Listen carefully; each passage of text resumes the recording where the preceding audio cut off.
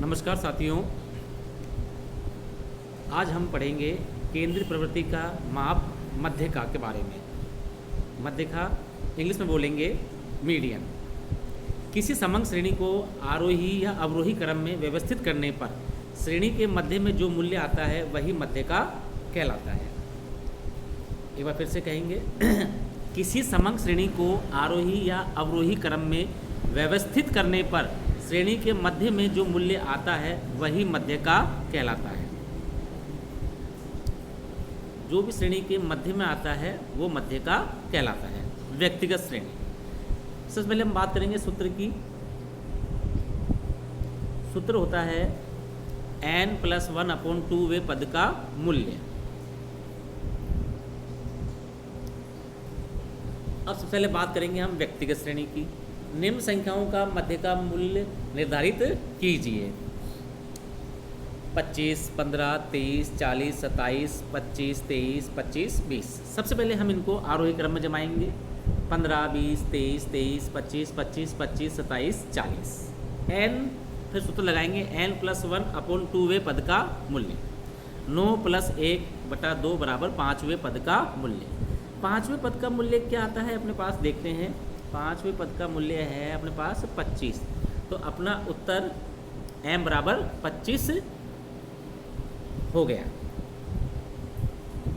खंडित श्रेणी, खंडित श्रेणी में भी वही सूत्र लगता है n+1/2 वे पद का मूल्य। इसमें एक हम नई चीज और निकालते हैं, संचयी आवर्ती। हम सवाल लेते हैं। x दे रखा है 8, 10, 12, 14, 16, 18, 20।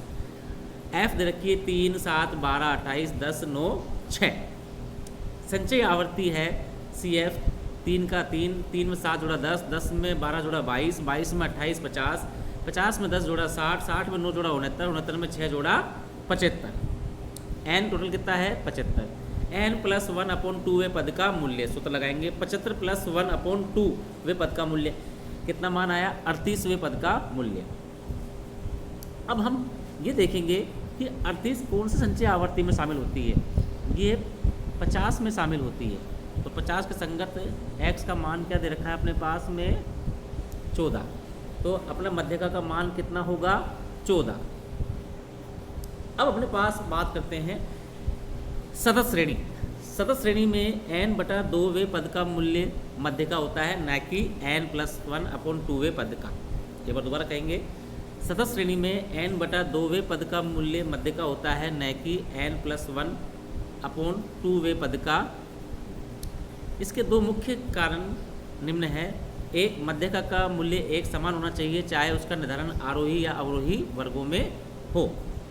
मध्यका का मूल्य एक समान होना चाहिए चाहे उसका निर्धारण आरोही या अवरोही वर्गों में हो।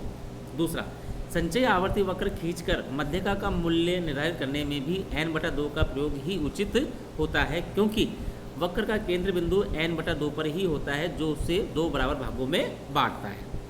संचयी आवर्ती वक्र खींचकर मध्यका का मूल्य निर्धारित करने में भी n/2 का ही प्रयोग उचित होता है, क्योंकि वक्र का केंद्र बिंदु n/2 पर ही होता है जो उसे 2 बराबर भागों में बांटता है। सतत श्रेणी में मध्य का निर्धारण हेतु मान्यता। सतत श्रेणी में मध्यका के निर्धारण हेतु यह माना जाता है कि प्रत्येक वर्ग की इकाइयों का उसके पूरे वर्गांतर में समान रूप से वितरण है। प्रत्येक वर्ग की इकाइयों का उसके पूरे वर्गांतर में समान रूप से वितरण है। अब सूत्र क्या होता है, पहले सूत्र लेते हैं n/2 वे पद का वर्ग। फिर वर्ग हटाने के लिए सूत्र काम में लेता है m = L1 + n/2 - c/f × I। L1 मध्य का वर्ग की निचली सीमा, n पदों की संख्या, c मध्य का वर्ग से पूर्व के वर्ग की संचयी आवर्ती, f मध्य का वर्ग की आवर्ती, I वर्ग अंतराल। एक बार दोबारा देखेंगे, m = L1 + n/2 - c/f × I। L1 मध्य का वर्ग की निचली सीमा, n पदों की संख्या, c मध्य का वर्ग से पूर्व के वर्ग की संचयी आवर्ती, f मध्य का वर्ग की आवर्ती, I वर्ग अंतराल। अब हम सवाल लेते हैं। एक्स दे रखा है 0 से 10, 10 से 20, 20 से 30, 30 से 40, 40 से 50। एफ दे रखा है 8, 30, 40, 12, 10। अब सी एफ निकालना है हमें, संचयी आवर्ती।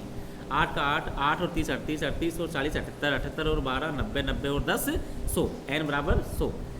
n बटा 2 वे पद का वर्ग, 100 बटा 2 बराबर 50 वे पद का वर्ग। कितना आया? अब 50 किस संचय आवर्ती में शामिल होगा? 78 के अंदर। तो 20 मध्य का वर्ग कितना हुआ? 20 से 30। अब हम सूत्र में लगाएंगे। m बराबर क्या दे रखा है? L1 प्लस n बटा 2 माइनस सी अपॉन एफ इंटू आई।